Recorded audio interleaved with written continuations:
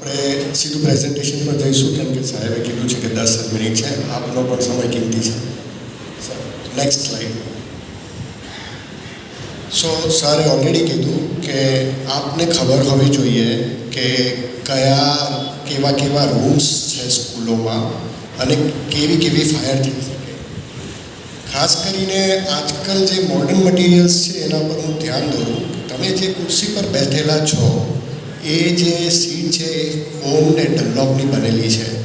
તમારી ઉપર જે લાઇટ ફિટિંગ લાગેલું છે એ ઇલેક્ટ્રિક લોડ આપે. કોઈક વાર એવું બનતું હોય છે કે હમણાં જ એક સાઉથ એશિયન કન્ટ્રીમાં એક સ્કૂલની અંદર ફાયર થઈ હતી.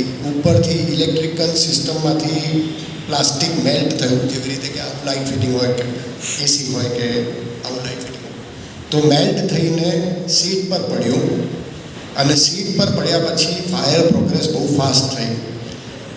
ઇમ્પોર્ટન્ટ વસ્તુ એ છે કે જે મટીરિયલ આજનું છે ને એ બધું પેટ્રોલિયમ બેઝડ પ્રોડક્ટ્સ છે.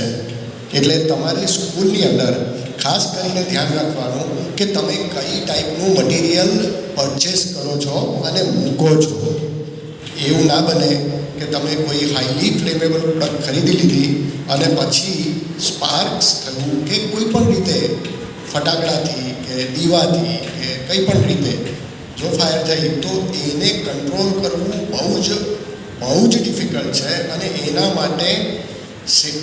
માટે સ્પીડ જોઈએ. તમારે એને સોલ્વ કરવા માટે ટાઈમ બહુ જો આપશો